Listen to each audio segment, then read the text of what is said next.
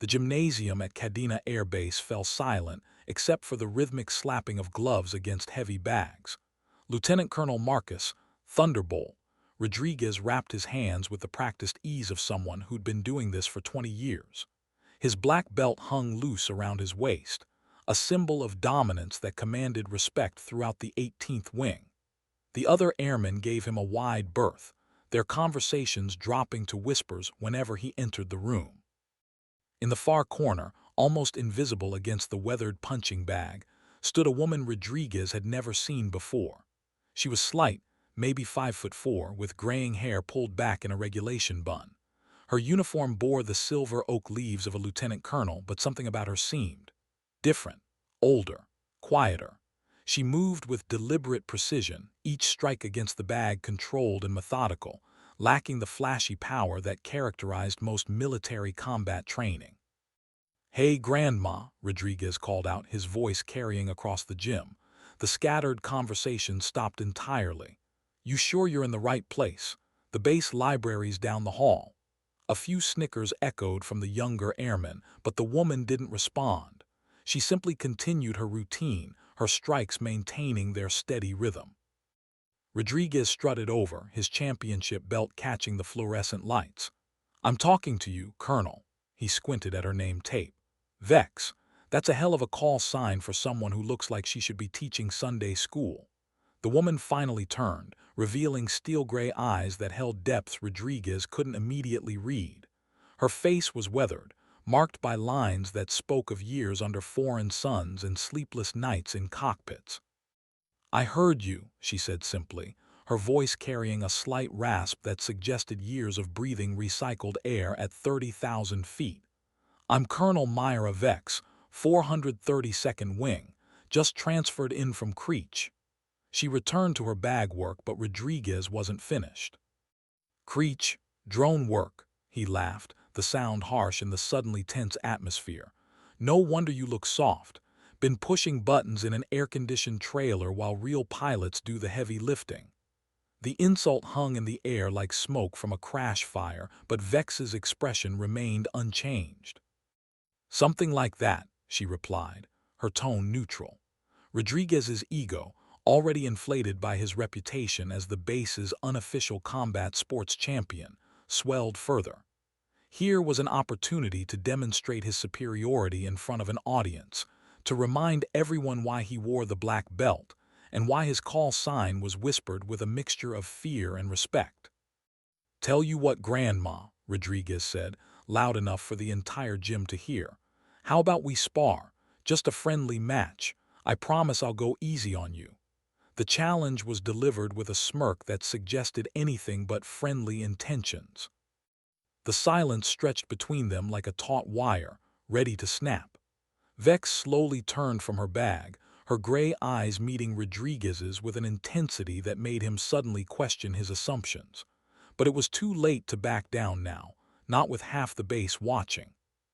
"If you insist," she said quietly, beginning to unwrap her hands with movements that suddenly seemed less like preparation and more like ritual. The gym held its collective breath, sensing that something significant was about to unfold, though none of them could have imagined just how significant it would prove to be.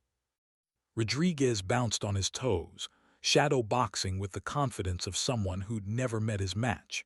He was about to learn that some battles are won before they ever begin, and that the quietest warriors often carry the heaviest scars. The two colonels faced each other across the mat, and in that moment, the entire trajectory of Rodriguez's understanding of strength, respect, and what it truly meant to be a warrior was about to be fundamentally altered. The gym fell silent, waiting for the lesson that was about to unfold. As they stepped onto the mat, Rodriguez's swagger was unmistakable. He rolled his shoulders, cracked his knuckles, and assumed a fighting stance that spoke of countless hours in dojos and training facilities. His black belt seemed to gleam under the harsh fluorescent lights, a symbol of technical mastery and physical dominance that had never failed him before. Vex, by contrast, moved with an economy of motion that suggested something deeper than mere technique. Her stance was relaxed, almost casual, but there was something in her posture that made the more experienced observers in the crowd shift uncomfortably. Staff Sergeant Williams, who'd served 3 tours in Afghanistan, found himself leaning forward, his instincts prickling with recognition of something he couldn't quite name. "Standard sparring rules," Rodriguez announced, playing to his audience. "First to submit or tap out loses. Don't worry, Colonel, I'll make sure you don't get hurt."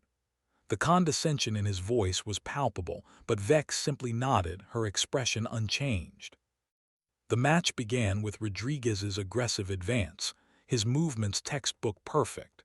He threw a combination that should have overwhelmed his smaller opponent, but somehow Vex wasn't there when his strikes arrived.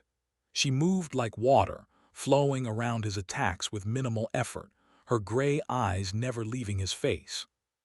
"Stand still and fight," Rodriguez grunted, frustrated by her evasive tactics. He increased his pace, throwing harder combinations, but each attack met empty air. The crowd began to murmur, sensing something unusual in the dynamic unfolding before them. Then it happened.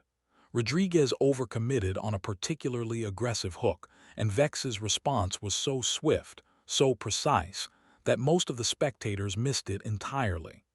One moment Rodriguez was attacking, the next he was on his back, staring at the ceiling, with Vex's knee resting gently against his throat. "Tap," she said quietly, her voice carrying no triumph, no satisfaction. Just a simple statement of fact. Rodriguez's eyes widened with shock and confusion, his world suddenly tilted off its axis. The black belt that had defined his identity for so long suddenly felt like a costume, a prop in a performance he'd never realized he was giving. The gym erupted in whispers and gasps. Rodriguez tapped, his pride crumbling with each passing second. As Vex helped him to his feet, her movements were gentle, almost maternal, completely at odds with the devastating efficiency she just displayed. "How?" Rodriguez whispered, his voice hoarse with disbelief. Vex looked at him with something that might have been pity or perhaps understanding. 26 years of service," she said simply. 17 of those in combat zones. You learn things when your life depends on it." The words were delivered without boast or bravado, just another simple statement of fact. But Rodriguez wasn't ready to accept this new reality. His ego, battered but not broken, began to reconstruct itself around the notion that he'd been caught off guard, that this was a fluke, an accident that wouldn't be repeated. "Lucky shot," he muttered, loud enough for the crowd to hear. "Best 2 out of 3. The challenge was desperate, a drowning man grasping for a lifeline that might restore his damaged reputation. Vex studied him for a long moment, her gray eyes seeming to look through him rather than at him. "If you insist," she said finally, and there was something in her tone that made several spectators suddenly wish they were somewhere else. The crowd around the mat had grown, drawn by the whispered accounts of what had just transpired. Word was spreading through the base like wildfire, and soon officers and enlisted personnel from across the wing were filtering into the gymnasium, their curiosity piqued by reports of the black belt's unexpected defeat. Rodriguez reset his stance, his confidence artificially inflated by the growing audience. He needed to win this next round, needed to prove to himself, and everyone watching that his reputation was intact, that the previous exchange had been an aberration rather than a revelation. "This time I'm not holding back," he announced, his voice carrying across the gym. The statement was meant to sound intimidating, but there was an undertone of desperation that the more perceptive observers couldn't miss. Vex's response was a slight nod, as if she'd expected nothing less. She resumed her relaxed stance, her hands hanging loose at her sides, and for a moment Rodriguez felt a flicker of his old confidence returning. Surely no one could maintain that level of performance. Surely the next engagement would restore the natural order of things. The second round began with Rodriguez's renewed aggression, but this time Vex's response was different. Instead of simply evading his attacks, she began to counter, her movements flowing like a deadly dance. Each of Rodriguez's strikes was met not with absence, but with redirection. His own momentum turned against him in ways that defied his understanding of combat dynamics. Within 30 seconds, Rodriguez found himself on the mat again, this time with Vex's arm wrapped around his throat in a choke hold that was both technically perfect and applied with surgical precision. The pressure was just enough to make his vision begin to tunnel, just enough to make him understand that she could have ended this fight in any number of ways. "Tap," she whispered again, and this time Rodriguez complied immediately, his remaining pride evaporating like morning mist. As she released him, he rolled onto his back, staring at the ceiling while trying to process what had just happened to his carefully constructed world. The silence in the gym was deafening. Rodriguez's reputation, built over years of dominance and carefully cultivated intimidation, lay in ruins around him. But more than that, the entire audience was beginning to understand that they were witnessing something far more significant than a simple sparring match. Major Patricia Hayes, the base's intelligence officer, stood near the back of the crowd, her expression thoughtful. She'd been making discreet inquiries about the new transfer from Creech, and the fragments of information she'd gathered were beginning to form a picture that made her deeply curious about Colonel Vex's actual background. "Jesus," Rodriguez whispered, his voice barely audible. "What are you?" The question hung in the air like a challenge to everything he thought he knew about strength, about combat, about the nature of warfare itself. Vex looked down at him with those steel-gray eyes, and for the first time since the encounter began, something like emotion flickered across her features. "I'm a pilot," she said simply, "just like you." But the way she said it suggested depths that Rodriguez was only beginning to fathom.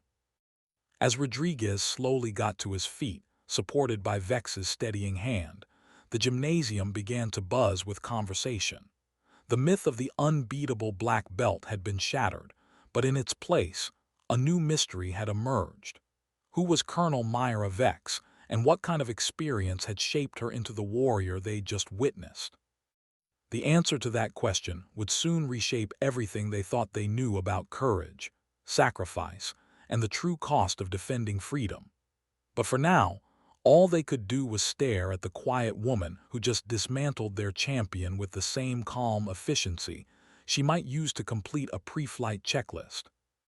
Rodriguez stood on shaking legs, his black belt feeling like a mockery around his waist. The crowd began to disperse, but their whispered conversations would echo through the base for days to come. Something had shifted in the fundamental order of things, and everyone who'd witnessed it knew that nothing would ever be quite the same again. As the gymnasium slowly emptied, Rodriguez found himself alone with Vex near the equipment storage area. His pride was in tatters, his reputation destroyed, but underneath the humiliation, a different emotion was beginning to emerge. Curiosity, respect, perhaps even a grudging admiration for the woman who'd just given him the most comprehensive lesson in humility he'd ever received. "I need to know," he said quietly, his voice stripped of its earlier arrogance. "I need to understand what just happened here." Vex was collecting her gear, her movements precise and economical, but she paused at his words. "What do you want to know?" she asked, her tone neither hostile nor particularly friendly. Just neutral, professional, as if they were discussing weather patterns or flight schedules. Rodriguez struggled to find the words. "I've been training for 20 years. I've fought in competitions, won championships, trained with the best instructors the military has to offer. And you made me look like a child playing at war." He shook his head, trying to make sense of what he'd experienced. "How?" Vex finished packing her gear and turned to face him fully. For a moment, Rodriguez thought she might dismiss his question, might walk away without offering any explanation for his comprehensive defeat. But then she seemed to make a decision, her expression softening slightly. "Have you ever been in a cockpit during a dogfight, Colonel?" she asked. The question seemed to come from nowhere, but Rodriguez nodded. "Close air support in Iraq, few combat sorties, standard stuff." Now imagine that every day for 17 years, Vex continued, her voice taking on a distant quality. Imagine that every morning you strap yourself into a machine designed to kill, and every evening you hope you live long enough to see another sunrise. Imagine that the difference between life and death comes down to split-second decisions made while traveling at 600 miles per hour, with the lives of ground troops hanging in the balance. Rodriguez felt something cold settle in his stomach. You're talking about something more than standard combat missions. I'm talking about places that don't exist on any map, Vex replied. Missions that never happened, targets that were never engaged, wars that were never declared. Her gray eyes focused on him with an intensity that made him want to look away.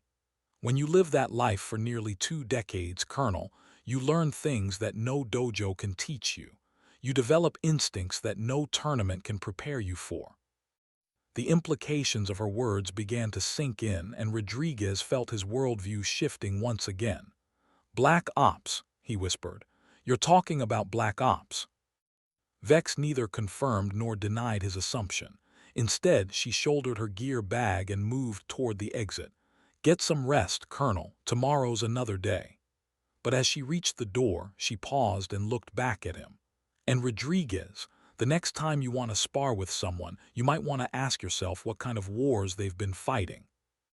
With that, she was gone, leaving Rodriguez alone in the empty gymnasium with nothing but his shattered assumptions and a growing awareness that he just encountered something far beyond his previous understanding of what it meant to be a warrior. The fluorescent lights hummed overhead, casting harsh shadows across the abandoned mat where Rodriguez's confidence had died.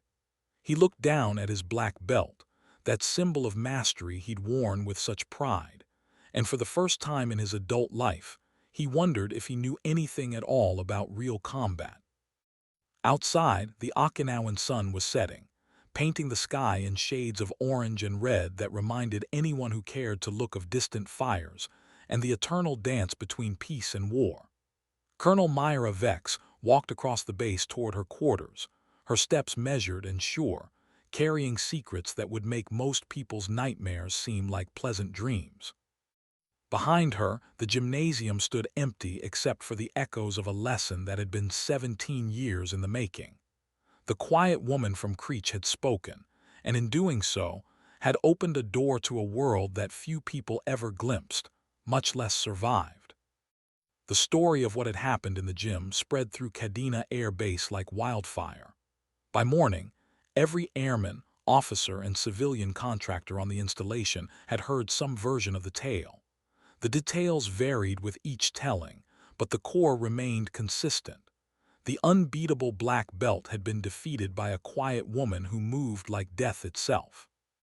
Master Sergeant Jake Morrison, who'd served as Rodriguez's training partner for 3 years, found himself fielding questions from junior enlisted personnel who'd heard increasingly wild versions of the story. According to some accounts, Vex had defeated Rodriguez without breaking a sweat. Others claimed she'd used some kind of exotic martial art that no one had ever seen before. Is it true she took him down in under 10 seconds? Asked Airman First Class Tommy Chen, his eyes wide with the kind of excitement that only comes from witnessing the fall of a seemingly invincible figure. Morrison, who'd been present for the entire encounter, considered his response carefully. It wasn't about speed, he said finally. It was about precision, like she knew exactly what he was going to do before he did it. He paused, remembering the look in Vex's eyes during the match, like she'd seen it all before. The conversations weren't limited to the enlisted ranks. In the officers' club, Major Hayes was conducting her own investigation, quietly gathering intelligence about the mysterious transfer from Creech. What she discovered was frustrating in its incompleteness. Vex's service record was heavily redacted, with entire years marked as classified or simply missing altogether. 17 years of combat experience, Hayes murmured to herself, reviewing the fragments of information she'd managed to compile. But where? Doing what? The official records showed standard deployment rotations, routine training exercises, and commendations for exceptional service in support of classified operations. It was the kind of record that told you nothing while simultaneously telling you everything. Colonel William Hawk Patterson, the base commander, had also taken notice of the previous day's events. His morning briefing had been interrupted by no fewer than 3 separate reports of the incident, each delivered with the kind of breathless excitement that suggested his personnel had witnessed something extraordinary. "Sir," his aide, Lieutenant Marcus Webb, had said during the briefing, "the rumor mill is working overtime. Should we be concerned about morale?" Patterson had been in the military long enough to know that sometimes the things people whispered about in corridors were more important than the things they discussed in official meetings. "Schedule a meeting with Colonel Vex," Patterson had replied. "I want to understand what kind of officer we've inherited from Creech." But even as he gave the order, Patterson suspected that understanding Myra Vex would prove more challenging than a simple personnel review. Meanwhile, Rodriguez had spent a sleepless night staring at the ceiling of his quarters, replaying the encounter over and over in his mind. Every detail was burned into his memory. The way Vex had moved, the precision of her techniques, the complete absence of wasted motion or energy. It was like watching a master craftsman at work, except the craft was combat, and the result was his total humiliation. But beneath the wounded pride and damaged ego, something else was growing. Respect. Rodriguez had spent his entire career around warriors, had trained with the best fighters the military had to offer, but he'd never encountered anything like what he'd experienced with Vex. She hadn't just beaten him. She demonstrated a level of skill that suggested entirely different rules of engagement. The question that haunted him was simple. What kind of experience created a warrior like that? What kind of battles had she fought that had honed her skills to such a razor's edge? And perhaps most importantly, what did her presence at Cadena mean for all of them? As the base awakened to another day of routine operations, the ripple effects of the gymnasium encounter continued to spread. Personnel who'd never given a thought to combat training were suddenly curious about the quiet woman from Creech. Maintenance crews whispered about her during their pre-flight inspections. Security forces found themselves speculating about her background during their patrols. At 800 hours, Rodriguez reported for duty at the 18th Wing headquarters, his usual swagger replaced by a subdued professionalism that his colleagues found unsettling. His reputation as the base's unofficial combat sports champion was in ruins, but more than that, his entire worldview had been fundamentally altered. "Rough night?" asked Major Lisa Santos, the wing's operations officer, as Rodriguez settled into his seat for the morning briefing. The question was casual, but Rodriguez caught the underlying curiosity in her tone. "You could say that," he replied, his voice lacking its usual confident timbre. Around the briefing room, other officers were stealing glances at him, their expressions a mixture of sympathy and fascination. Word had spread to every corner of the base, and Rodriguez found himself the subject of a scrutiny he'd never experienced before. The briefing proceeded with routine efficiency, covering weather conditions, flight schedules, and maintenance reports. But Rodriguez found his attention wandering, his mind returning again and again to the previous evening's encounter. He kept thinking about Vex's words, places that don't exist on any map, missions that never happened, wars that were never declared. What kind of pilot fought in wars that were never declared? What kind of missions required that level of secrecy and skill? And what did it mean that someone with that background had been transferred to their relatively quiet corner of the Pacific? As the briefing concluded and the officers began to file out, Rodriguez found himself face to face with Colonel Patterson. The base commander's expression was unreadable, but there was something in his eyes that suggested he'd heard the stories and was trying to piece together their implications. "Walk with me, Rodriguez," Patterson said quietly, and Rodriguez fell into step beside his commanding officer as they headed toward the parking lot. For several moments, they walked in silence, the morning sun casting long shadows across the tarmac where F-15 Eagles sat in neat rows, their weapons pylons empty but somehow still managing to look lethal. "I hear you had an interesting evening," Patterson said finally, his tone carefully neutral. Rodriguez winced internally but nodded. "Yes, sir. I learned some things about assumptions." It was perhaps the most honest statement Rodriguez had made in years, and Patterson seemed to appreciate the admission. "Tell me about Colonel Vex," Patterson said. "What's your assessment?" The question was professional, but Rodriguez caught the underlying current of genuine curiosity. Patterson wasn't just asking about a new transfer. He was trying to understand what kind of asset or potential problem had been assigned to his command. Rodriguez considered his response carefully. "She's not what she appears to be, sir. There's a lot more to her story than her official record suggests." He paused, remembering the look in Vex's eyes during their brief conversation. "I think she might be exactly what we need, even if we don't know why we need her yet." Patterson nodded slowly, his expression thoughtful. "That's what I was afraid you'd say." The comment was cryptic, but Rodriguez sensed that his commanding officer knew more about their new arrival than he was letting on. As they reached Patterson's staff car, the colonel turned to face Rodriguez directly. "I want you to keep an eye on her," he said quietly. "Not surveillance, nothing official, just awareness. If she's who I think she might be, then her presence here isn't coincidental." The implications of that statement sent a chill down Rodriguez's spine. "Sir, what exactly are you suggesting?" Rodriguez asked, but Patterson was already climbing into his vehicle. "I'm suggesting that quiet women with classified backgrounds don't get transferred to strategic locations by accident," Patterson replied through the open window. "And I'm suggesting that we might want to be ready for whatever comes next." As Patterson's car pulled away, Rodriguez stood alone on the tarmac, watching the F-15's gleam in the morning sun. The base around him hummed with routine activity, but beneath the surface, he could sense something changing. The arrival of Colonel Myra Vex had introduced an element of uncertainty into their carefully ordered world, and Rodriguez was beginning to suspect that uncertainty might be exactly what they needed. The morning briefing in the 432nd Wing Intelligence Section had taken on an unusual urgency. Major Hayes sat at her desk, surrounded by classified documents and computer screens that painted a picture of increasing tension in the South China Sea. Maritime patrols had reported unusual activity from People's Liberation Army Navy vessels, and satellite imagery showed a concerning buildup of military assets on several disputed islands.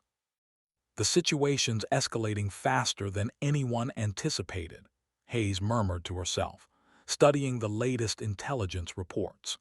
Chinese fighter jets had been conducting increasingly aggressive intercepts of U.S. reconnaissance flights, and there were rumors of new weapon systems being deployed to forward positions. What made the situation particularly concerning was the pattern of Chinese behavior. Their recent actions suggested they were probing for weaknesses, testing response times, and gathering intelligence on U.S. capabilities in the region.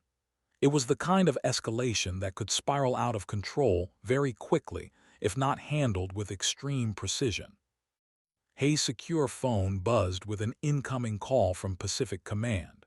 "Major Hayes, this is General Morrison's office. The General wants a comprehensive threat assessment on your desk by 1400 hours.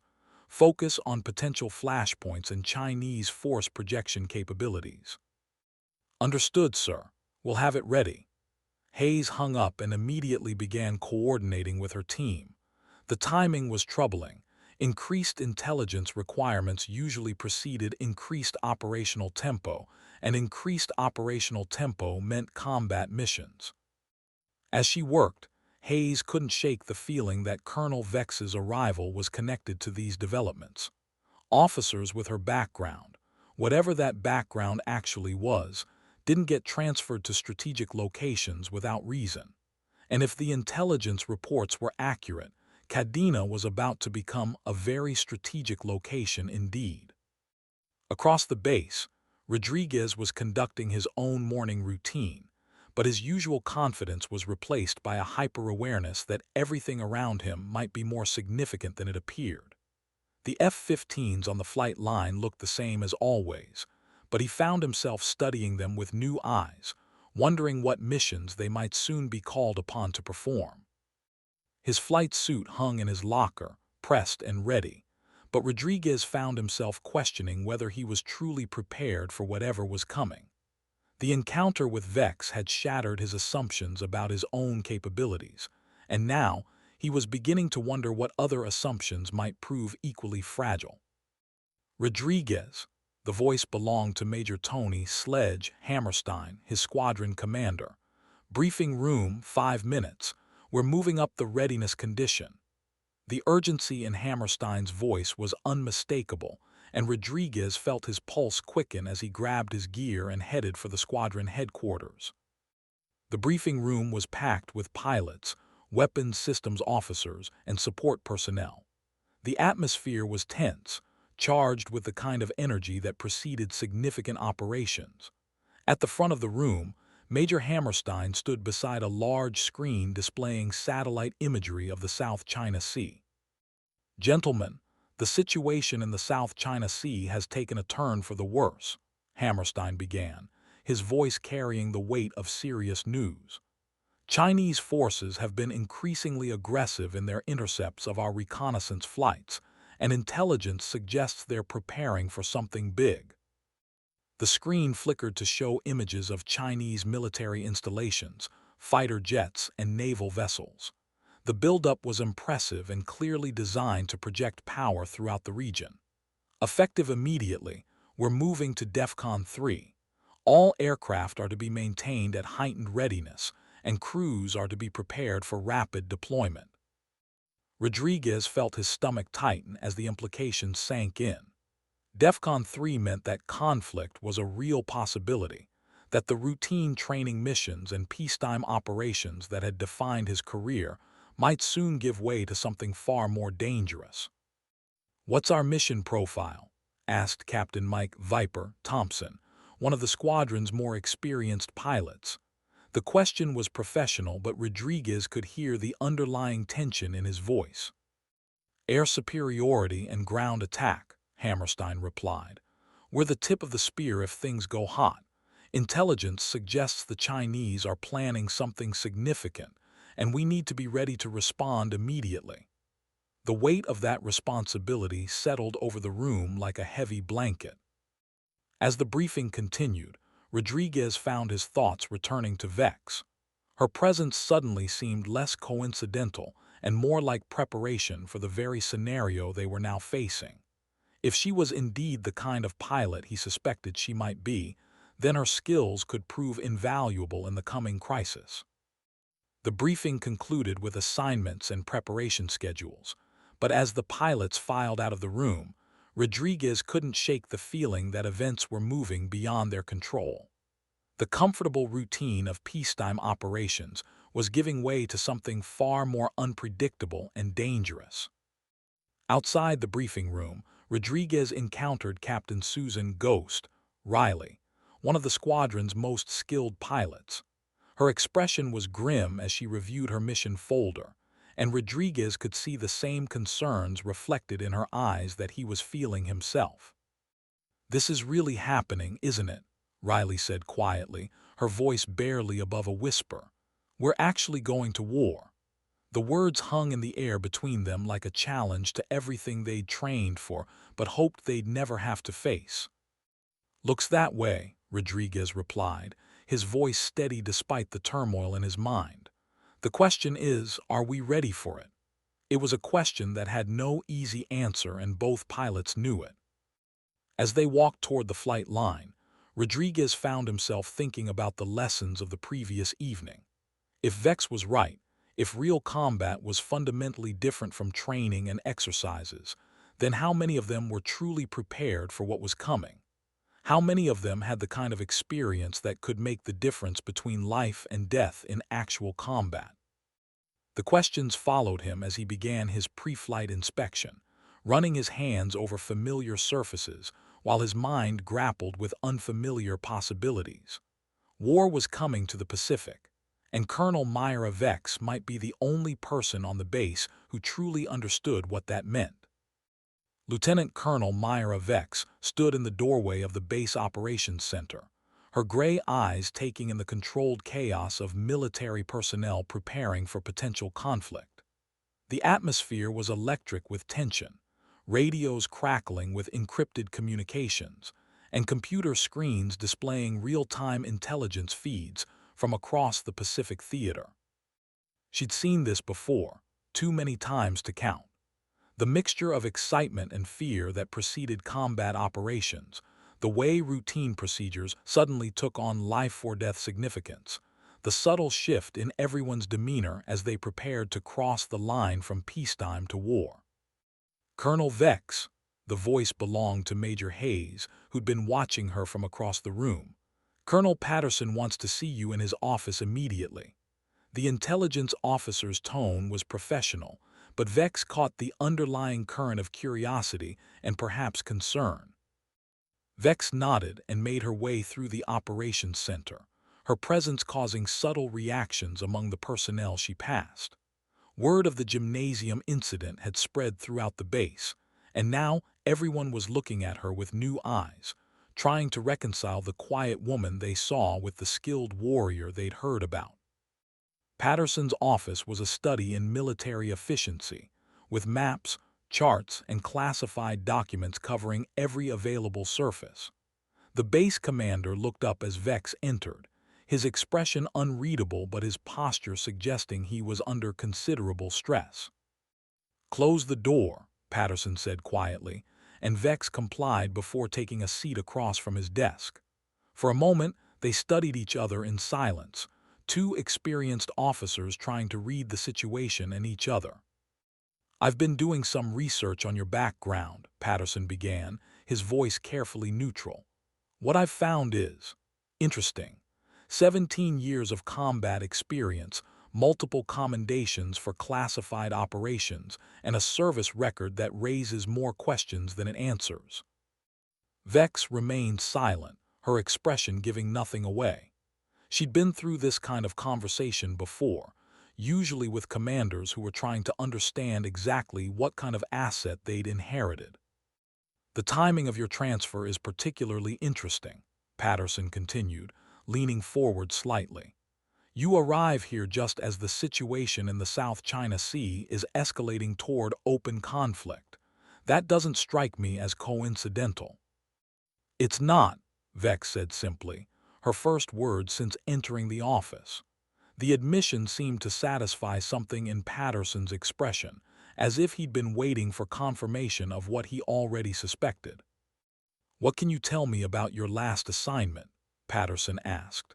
"The official records are heavily redacted, but I'm guessing it involved more than routine drone operations."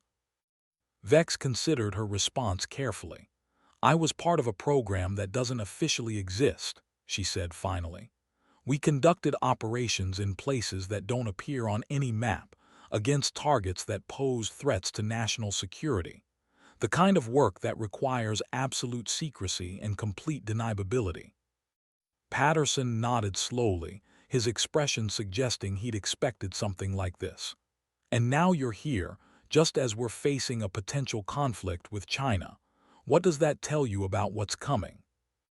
"It tells me that someone in Washington believes this situation is going to require capabilities that go beyond conventional military operations," Vex replied.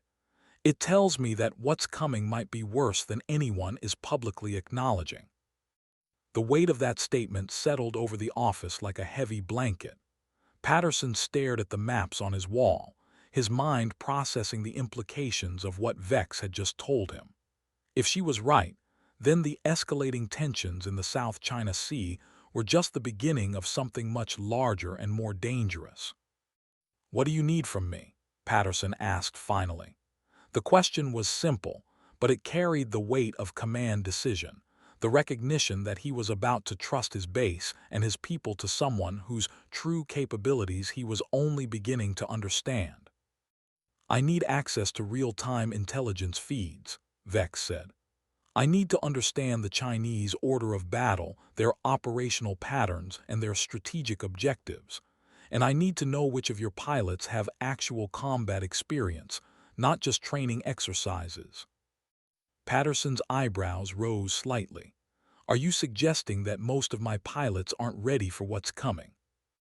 I'm suggesting that there's a difference between training and combat that most people don't understand until it's too late, Vex replied. Flying an F-15 in peacetime is very different from flying one when people are shooting at you with weapons designed to kill. The brutal honesty of her assessment was sobering, but Patterson appreciated the directness. What about Rodriguez? You had a encounter with him last night. What's your assessment of his readiness? Vex's expression softened slightly, the first hint of emotion Patterson had seen from her. Rodriguez has the technical skills and the physical capability. What he lacks is the understanding that real combat is fundamentally different from everything he's been trained for. But he's educable, and he's beginning to ask the right questions. And the others, Patterson pressed. That depends on what kind of missions we're asked to perform, Vex said. If this stays conventional, air-to-air combat and ground attack missions, then most of your pilots will adapt quickly. But if it goes beyond that, she paused, her gray eyes focusing on something beyond the office walls. If it goes beyond that, then you're going to need people who understand that the rules of engagement are more flexible than the manual suggests. Patterson felt a chill run down his spine as he processed the implications of her words. You're talking about black operations, off-the-books missions that officially never happened. I'm talking about the kind of warfare that determines the outcome of conflicts before they become public, Vex replied. The kind of operations that prevent wars by winning them before they start. The silence stretched between them, heavy with the weight of decisions that would soon have to be made. Patterson's secure phone buzzed, breaking the tension. He answered it curtly, his expression growing increasingly grave as he listened to the voice on the other end. Understood. We'll be ready, he said before hanging up. He looked at Vex with new urgency in his eyes. That was Pacific Command. Chinese forces have shot down one of our reconnaissance drones over international waters. The president has authorized immediate retaliation. Vex's expression didn't change, but Patterson caught the subtle shift in her posture, the way her body seemed to coil with readiness. What are our rules of engagement? She asked, her voice taking on a professional edge that suggested she was already planning. Officially, proportional response to hostile actions. Unofficially, Patterson paused, studying her face. We're to ensure that Chinese aggression is met with overwhelming force. The gloves are coming off. Then you need to start thinking about which pilots you trust with missions that might not make it into the official record, Vex said. Because what's coming is going to require people who understand that sometimes the mission matters more than the regulations. Patterson nodded slowly, his mind already working through the implications. I want you to evaluate my pilots, all of them. I need to know who can handle the kind of operations you're talking about. I'll need to fly with them, Vex said. Combat readiness isn't something you can assess from a personnel file. I need to see how they react under pressure, how they handle unexpected situations, whether they can adapt when the mission parameters change mid-flight. Done, Patterson said without hesitation. Whatever you need. But first, I need to know what kind of aircraft you're qualified in. Your record shows drone operations, but something tells me that's not the whole story. For the first time since entering the office, Vex smiled, but it was a cold expression that didn't reach her eyes. Colonel, I'm qualified in aircraft that don't officially exist, but if you want to stick to conventional platforms, I can handle anything in your inventory. Patterson's curiosity was piqued, but he recognized that some questions were better left unasked. The F-15s are our primary air superiority platform. Can you handle one of those? I've flown the Eagle in conditions that would make your test pilots nervous, Vex replied. But if you really want to see what I can do, you might want to consider putting me in something with a little more flexibility. The implication was clear, and Patterson found himself wondering exactly what kind of aircraft Vex was accustomed to flying. I'll see what I can arrange. In the meantime, I want you to start working with Rodriguez. He's one of our most skilled pilots, and if what happened last night is any indication, he might be ready to learn what you have to teach. Vex nodded, her expression thoughtful. He has potential. The question is whether he's ready to accept that everything he thinks he knows about combat is incomplete. As if summoned by their conversation, Rodriguez appeared in the doorway, his face flushed with urgency. "Sir, we're being scrambled. Chinese fighters are approaching the outer perimeter of our airspace. All squadrons are being activated." Patterson was on his feet instantly, his command instincts taking over. "How many contacts?" "Initial count shows 12 J-20s, probably testing our response time," Rodriguez replied. "But intelligence suggests there are more aircraft in the area that haven't been detected yet." Vex stood as well, her demeanor shifting into something that made both men suddenly aware they were in the presence of a predator. "The J-20s are a distraction," she said quietly. "They want us to focus on the visible threat while they maneuver their real assets into position." "What real assets?" Patterson asked, but Vex was already moving toward the door. "The ones that don't show up on conventional radar," she replied. "Colonel, I need to get airborne, now." Patterson hesitated for only a moment before making his decision. "Rodriguez, get her to the flight line. Whatever aircraft she needs, make it happen." As they rushed toward the operations center, Vex's mind was already working through tactical scenarios. The Chinese weren't just probing, they were positioning for something bigger. The question was whether the Americans would recognize the true nature of the threat before it was too late. The flight line was chaos. Ground crews were frantically preparing aircraft for immediate launch, weapons systems were being armed, and pilots were running through abbreviated pre-flight procedures. The urgency was palpable, electric with the kind of energy that preceded combat operations. Rodriguez led Vex toward the F-15 squadron area, but she stopped abruptly when she spotted something that made her gray eyes light up with interest. Parked in a maintenance hangar, partially hidden by work platforms and equipment, was an aircraft that most people on the base had never seen before. "What is that?" Rodriguez asked, following her gaze. The aircraft was sleek, angular, with lines that seemed to bend light around them. It looked like something from a science fiction movie, but the weapons pylons and military markings indicated it was very real. "That," Vex said with satisfaction, "is exactly what I need."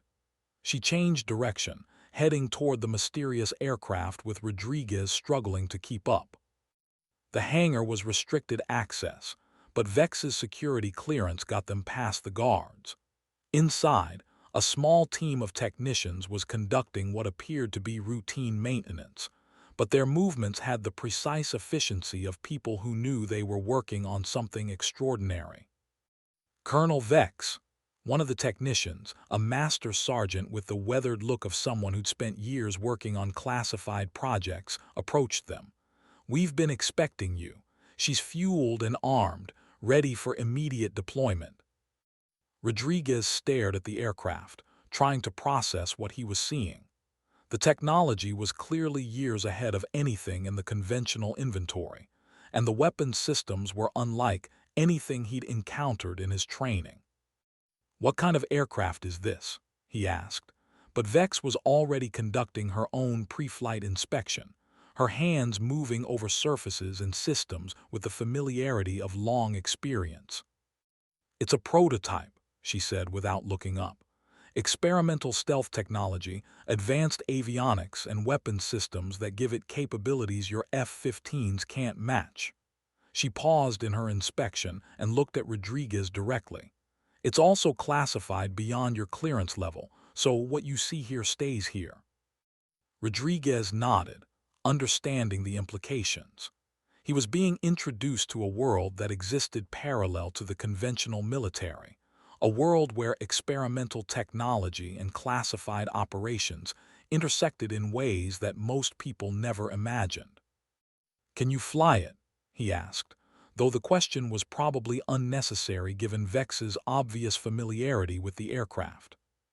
"I helped design some of the systems," Vex replied, settling into the cockpit with movements that suggested she'd done this countless times before. "Rodriguez, I need you to coordinate with base operations. Tell them I'm launching on a classified mission profile and that I'll be operating under radio silence until further notice." "What about the Chinese fighters?" Rodriguez asked. "Shouldn't we be launching conventional intercepts?" Vex's hands moved over the controls with practiced efficiency, bringing the aircraft's systems online. "The conventional intercepts will handle the visible threat. I'm going after the real problem." The engines began to spin up, their sound unlike anything Rodriguez had ever heard, a low whistle that seemed to make the air itself vibrate. As the aircraft began to move toward the runway, Rodriguez ran alongside, still trying to understand what he was witnessing. "Vex, what should I tell Colonel Patterson?" "Tell him that the situation is more complex than intelligence reports suggest," she called back over the engine noise. "And tell him that if I'm not back in 2 hours, he should assume the worst and prepare for full-scale conflict." The aircraft accelerated down the runway with impossible speed, its stealth technology making it difficult to track visually even at close range. Within moments, it had disappeared into the Pacific sky, leaving Rodriguez standing alone on the tarmac with the growing realization that everything he thought he knew about military operations had just been fundamentally altered. Above him, the sky was clear and blue, giving no hint of the deadly game of cat and mouse that was about to unfold at altitudes where the air was thin and the margin for error was non-existent. Colonel Myra Vex was airborne, and the true nature of the threat facing the Pacific Fleet was about to be revealed. Rodriguez stood frozen on the tarmac, watching the point where Vex's aircraft had vanished into the blue expanse of the Pacific sky. The sound of conventional F-15s launching from the parallel runway reminded him that a larger operation was underway, but his mind was still reeling from what he'd just witnessed. "Rodriguez," Major Hammerstein's voice cut through his confusion. "What the hell are you doing standing around? We've got Chinese fighters approaching, and I need every pilot in the air." Rodriguez turned to see his squadron commander jogging toward him, flight suit on and helmet in hand. The urgency in Hammerstein's voice was unmistakable, but Rodriguez found himself struggling to shift gears from the extraordinary to the routine. "Sir, Colonel Vex just launched on a classified mission," Rodriguez said, his voice carrying a note of confusion that made Hammerstein's expression darken. "What classified mission? I don't have any record of—" Hammerstein was interrupted by the sound of his radio crackling to life. "Sledge, this is Tower. We need you airborne immediately. Chinese contacts are accelerating toward our perimeter, and we're reading additional signatures that weren't there 5 minutes ago." The air traffic controller's voice was tight with tension. Hammerstein cursed under his breath and grabbed Rodriguez's arm. "Whatever you saw, forget about it for now. We've got a job to do." He pointed toward the remaining F-15s on the flight line. "You're my wingman. Get suited up and get airborne. Now." Rodriguez nodded, his training taking over despite the questions swirling in his mind. He ran toward the squadron building, his thoughts fragmenting between the mysterious aircraft he'd just witnessed and the approaching Chinese fighters that represented a very real and immediate threat. As he struggled into his flight suit, Rodriguez couldn't shake the image of Vex's eyes as she prepared to launch. There had been something in her expression, a kind of cold determination that spoke of experience with situations far more dangerous than intercepting conventional fighters.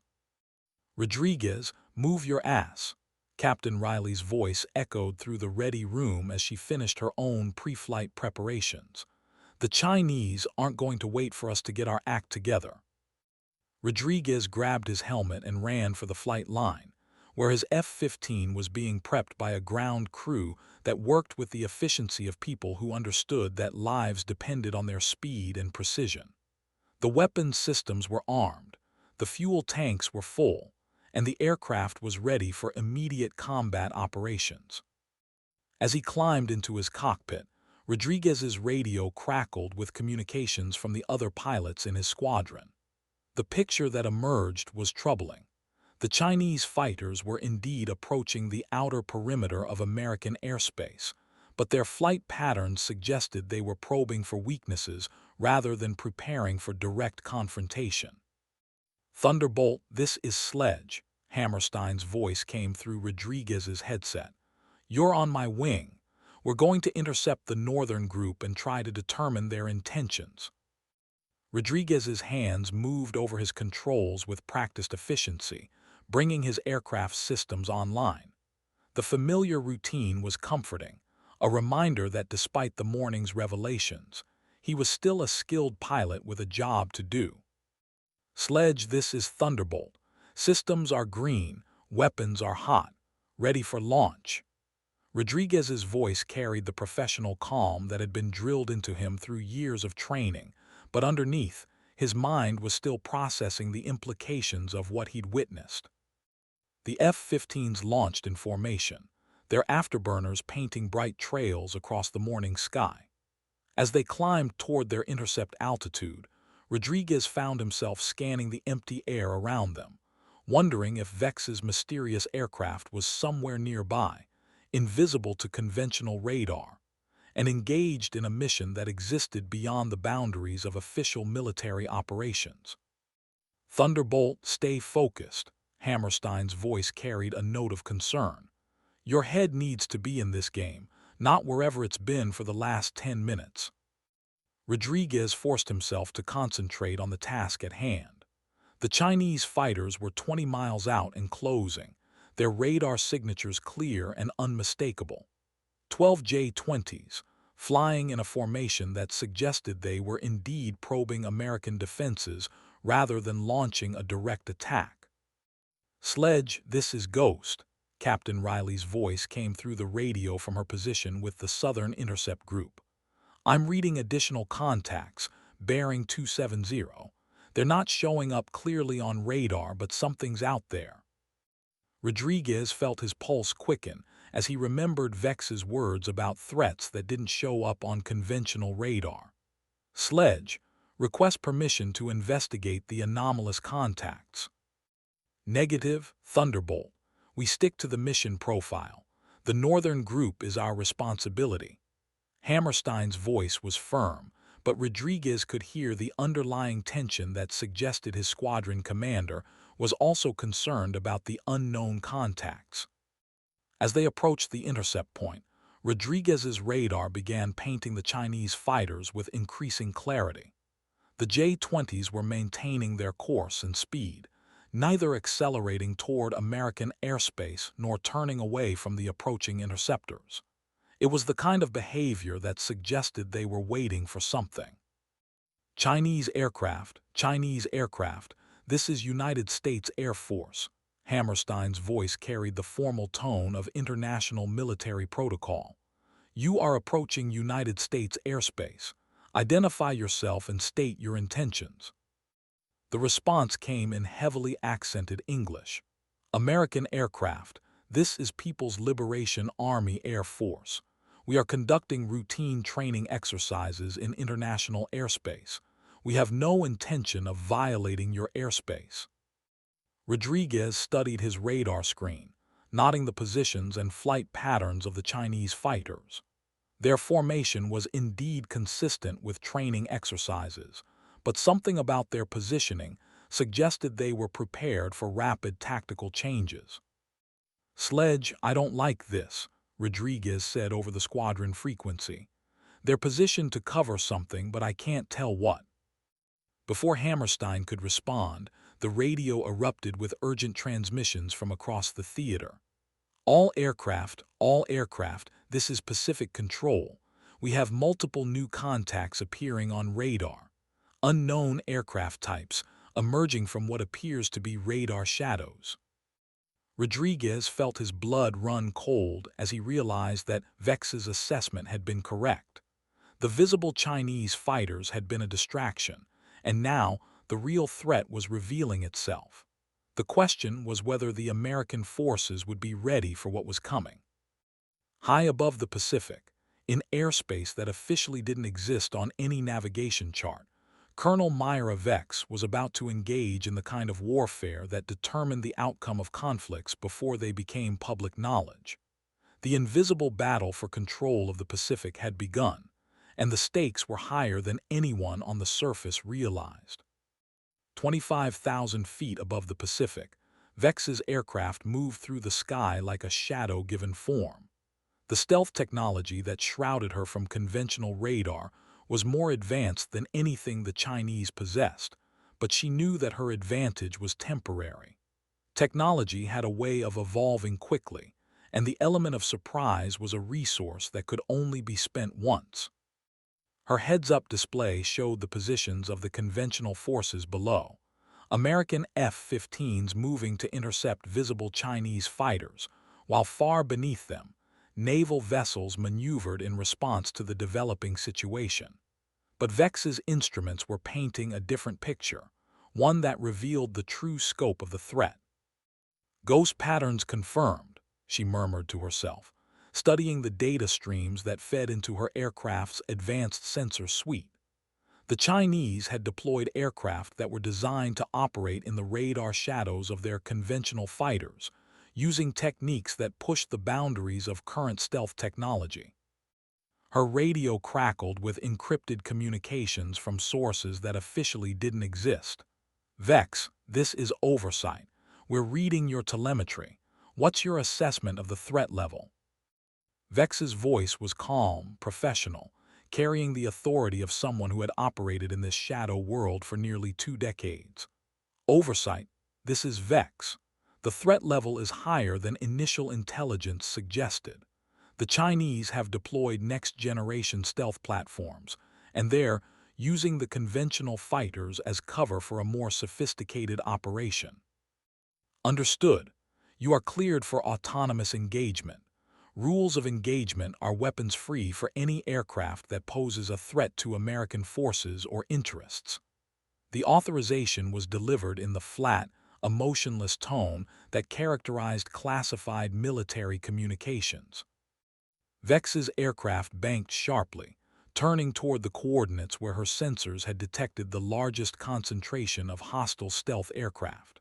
The technology that made her own aircraft invisible also allowed her to track other stealth platforms, creating a deadly game of hide-and-seek played at supersonic speeds. "First contact, bearing 090, Vex reported, her voice steady despite the fact that she was about to engage in combat that could determine the outcome of the developing crisis. "Chinese stealth fighter, type unknown, probably experimental. Engaging." The engagement lasted less than 30 seconds. Vex's aircraft carried weapons that were as advanced as its stealth technology, and the Chinese pilot never knew what hit him. The enemy aircraft simply vanished from the sky, leaving no trace except a brief radar signature that disappeared as quickly as it had appeared. "Splash 1, Vex reported, banking toward her next target. "Oversight, be advised that Chinese capabilities are more advanced than we anticipated. They're using coordinated stealth tactics that suggest extensive preparation for this operation." Below her, the conventional battle was intensifying. American F-15s were engaging Chinese J-20s in what appeared to be a standard intercept operation. But Vex knew that the real battle was being fought in the spaces between radar coverage, where invisible aircraft maneuvered for position in a conflict that would never appear in official records. "Vex, this is oversight. Intelligence reports suggest the Chinese operation is larger than initially assessed. You may be outnumbered. The warning carried implications that Vex understood all too well. Understood oversight. Continuing mission. Vex's aircraft climbed higher, using altitude to gain tactical advantage over the remaining Chinese stealth platforms. The thin air at 40,000 feet was unforgiving, but it also provided opportunities for pilots skilled enough to exploit them. Her next engagement was more challenging. The Chinese pilot was clearly experienced, using evasive maneuvers that suggested familiarity with advanced combat tactics. But Vex had been fighting this kind of war for 17 years, and experience was an advantage that couldn't be replicated in training simulators. Splash 2, she reported, watching the Chinese aircraft tumble toward the ocean below. Oversight, I'm reading additional contacts moving to intercept. They know I'm here. The acknowledgement came immediately. Understood, Vex. Extraction assets are being positioned. Complete your mission and return to base. But Vex wasn't finished. Her sensors were painting a picture of Chinese aircraft repositioning, moving to threaten the American conventional forces that were still engaged with the visible portion of the enemy formation. If she withdrew now, Rodriguez and the other pilots would be flying into a trap they couldn't see coming. Negative oversight. I have multiple hostiles maneuvering to engage American conventional forces. They don't know what's coming. Vex's aircraft dove toward the lower altitude where the invisible battle was about to intersect with the visible one. Vex, your mission parameters don't include protection of conventional forces. Return to base immediately. The order was direct, unambiguous, but Vex found herself thinking about Rodriguez, about the lesson in humility she'd given him the night before, about the pilots who were flying into danger without understanding the true nature of the threat. Oversight, this is Vex. Mission parameters are changing. I'm engaging all hostile aircraft in the operational area. The decision was made with the calm certainty of someone who had spent years making choices that balanced mission requirements against moral imperatives. Vex, you are ordered to return to base immediately. Do not engage conventional forces. The voice from Oversight carried a note of urgency that suggested her handlers were concerned about the implications of what she was proposing. But Vex was already moving, her aircraft diving toward the altitude where Rodriguez and his squadron were about to encounter threats they couldn't see. The invisible war was about to become visible, and the quiet woman from Creech was about to demonstrate why some battles could only be won by those willing to fight in the shadows. The sky around her erupted in electronic warfare as Chinese stealth aircraft began active jamming, trying to blind her sensors and communications. But Vex's aircraft was equipped with countermeasures that were years ahead of anything the Chinese possessed, and she pressed her attack with the cold efficiency of someone who understood that hesitation meant death. Splash 3, she reported, watching another Chinese aircraft disappear from the sky. Oversight, I'm reading multiple hostiles converging on American conventional forces. They're about to be engaged by aircraft they can't see. The response from Oversight was sharp, urgent. Vex, you are compromising classified capabilities. Disengage immediately. But Vex was already committed to her course of action. Rodriguez and his fellow pilots were flying into a trap, and she was the only one in position to prevent a massacre. The mission parameters could go to hell. Sometimes the right choice was the one that saved lives, regardless of the consequences. Rodriguez's radar screen erupted with new contacts, aircraft appearing seemingly from nowhere at altitudes and positions that should have been impossible. Sledge, I'm reading multiple bandits, bearing unknown. They just appeared on screen. Hammerstein's voice crackled through the radio, tight with tension. Thunderbolt, those aren't showing up on my screen. Are you sure about those contacts? Positive, Sledge. I count at least 4 unknowns, moving to intercept our formation. Rodriguez's training kicked in. his hands moving over his controls as he prepared to engage targets that seemed to materialize from empty air. All aircraft, this is Pacific Control. We're reading anomalous contacts throughout the operational area, unknown aircraft types, advanced capabilities. Rules of engagement are weapons-free. The authorization came with the kind of urgency that suggested the situation was spiraling beyond anyone's control. Rodriguez armed his weapons systems, his mind racing as he tried to process the tactical situation. The Chinese fighters they'd been sent to intercept were suddenly the least of their problems. They were facing aircraft that seemed to possess capabilities that challenged everything he thought he knew about aerial combat. "Sledge, request permission to engage the unknown contacts," Rodriguez said, his voice steady despite the adrenaline flooding his system. "Granted, Thunderbolt. All aircraft, engage any hostile targets. This is not a drill."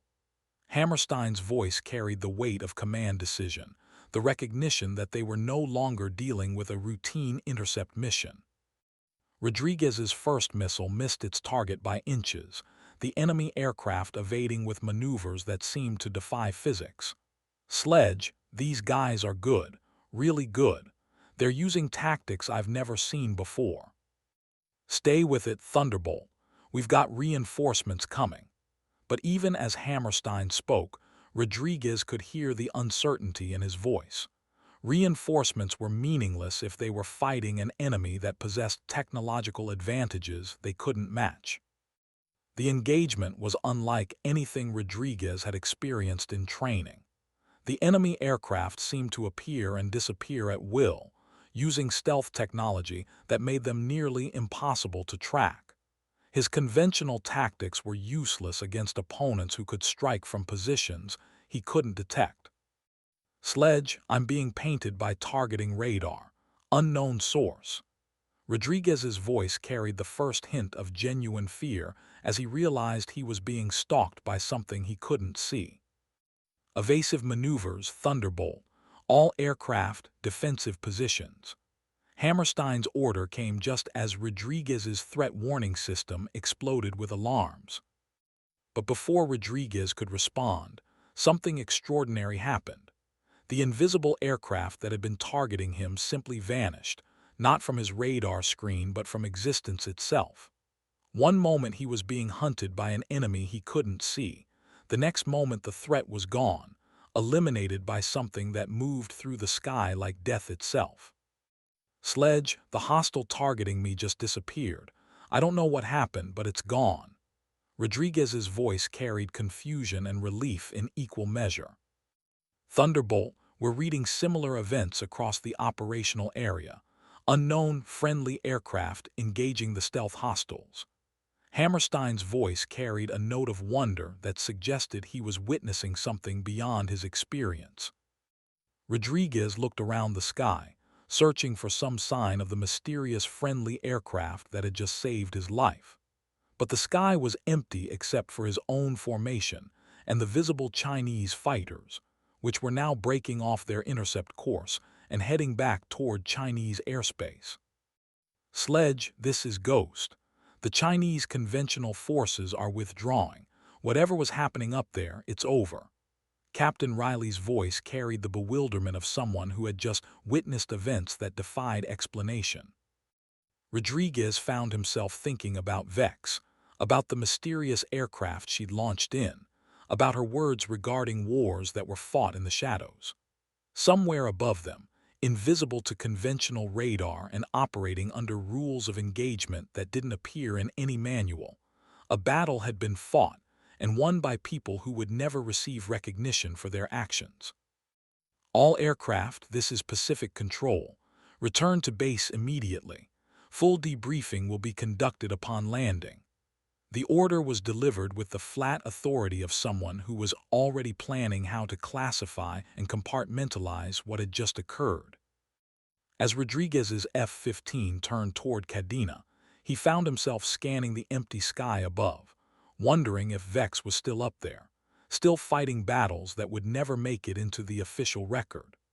The quiet woman from Creech had just saved his life, and he was beginning to understand that everything he thought he knew about warfare was just the visible surface of a much deeper and more complex reality. The landing at Kadena was routine, but the atmosphere on the flight line was electric with tension and confusion. Ground crews worked with unusual urgency, and Rodriguez noticed that several areas of the base had been cordoned off with security tape and armed guards. As he climbed out of his cockpit, Rodriguez was immediately approached by intelligence officers who began asking questions about the anomalous contacts he'd reported. Their inquiries were sharp, focused, and carried the weight of classification levels that suggested the morning's events had attracted attention from the highest levels of military command. "Colonel Rodriguez, we need to debrief you immediately," said Major Hayes, her expression grim. "What you witnessed this morning has implications that extend far beyond routine air defense operations." Rodriguez nodded, but his attention was focused on the maintenance hangar where Vex's mysterious aircraft had been stationed. The hangar was now surrounded by security personnel, and he could see technicians working frantically to service what appeared to be the same aircraft that had launched earlier. "Is Colonel Vex back?" he asked, and Hayes' expression darkened slightly. "Colonel Vex is conducting classified operations," Hayes replied.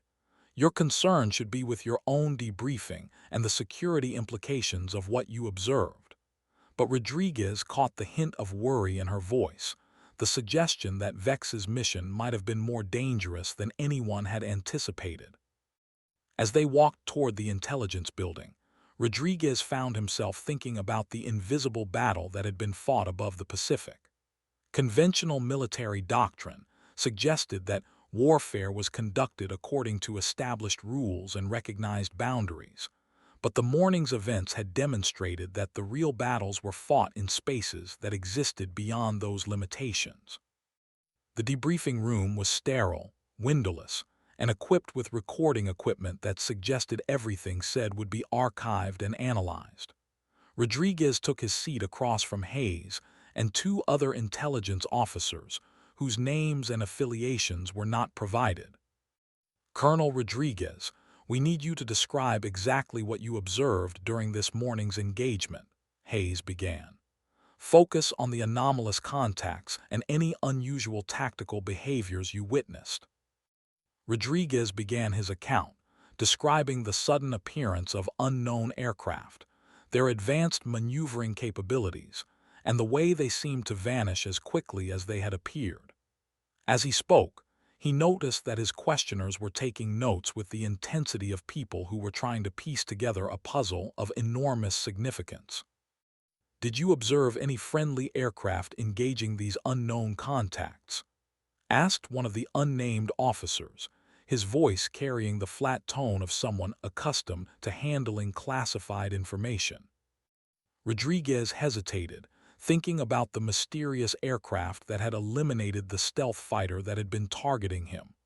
"I observed the elimination of hostile contacts," he said carefully, "but I didn't see what eliminated them." The officers exchanged glances, and Rodriguez sensed that his response had confirmed something they already suspected.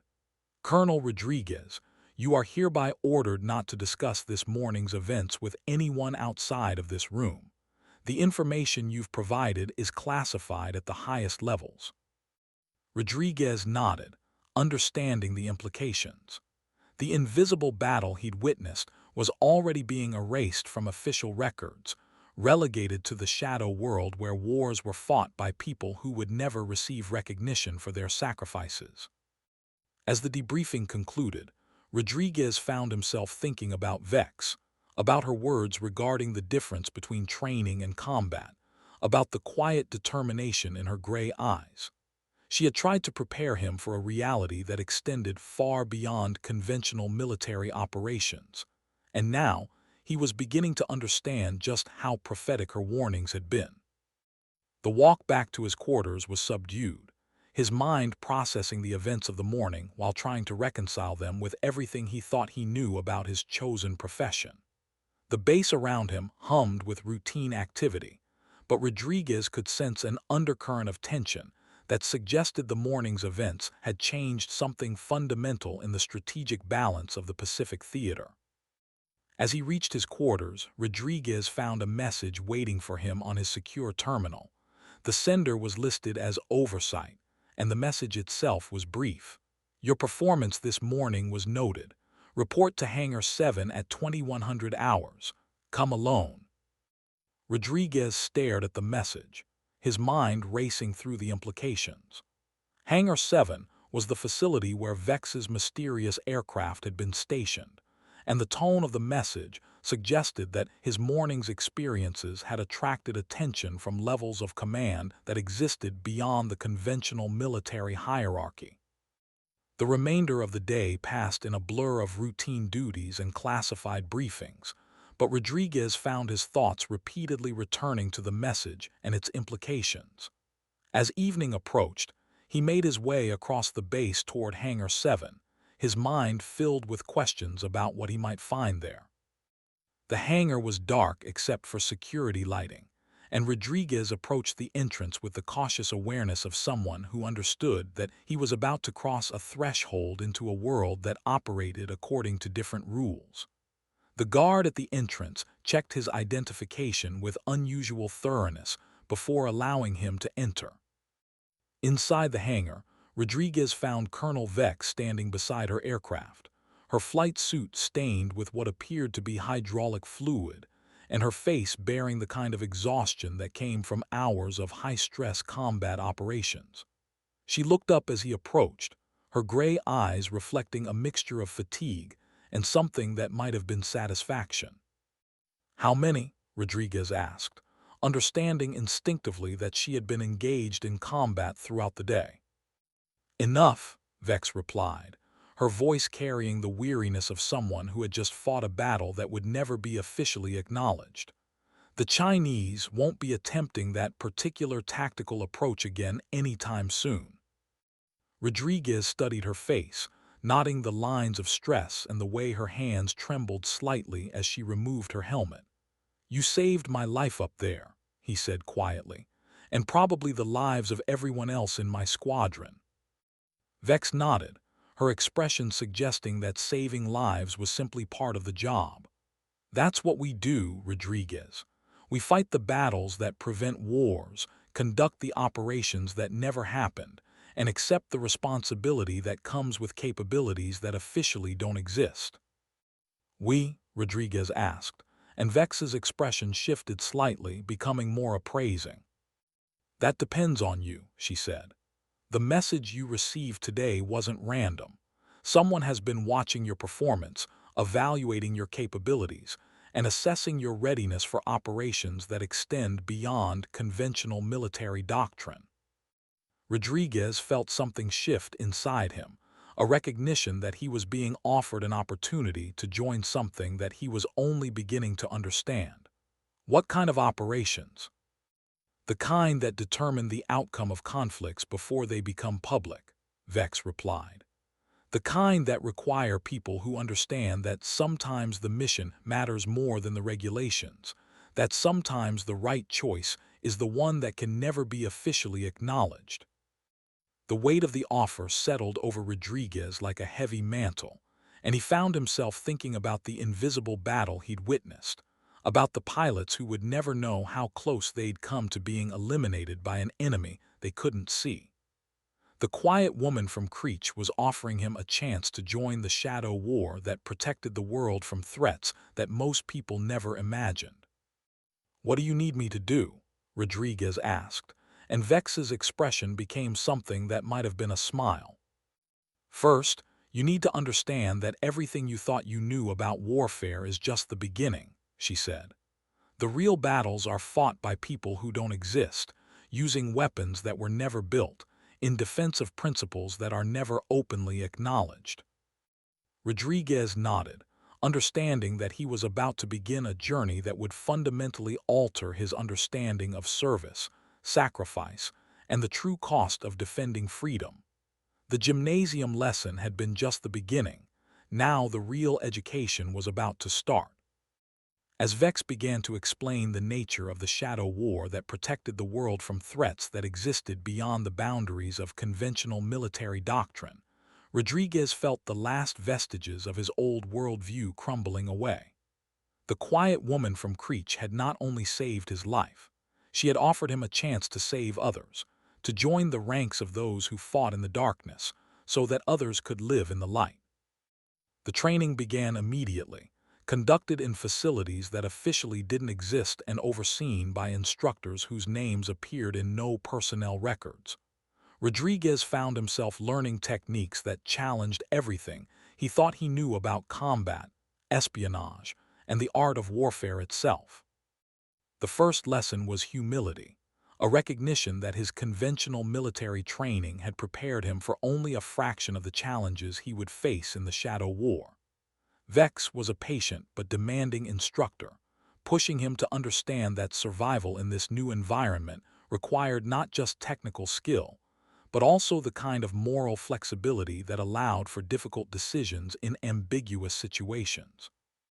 The enemy doesn't follow the Geneva Convention, Vex explained during one of their training sessions.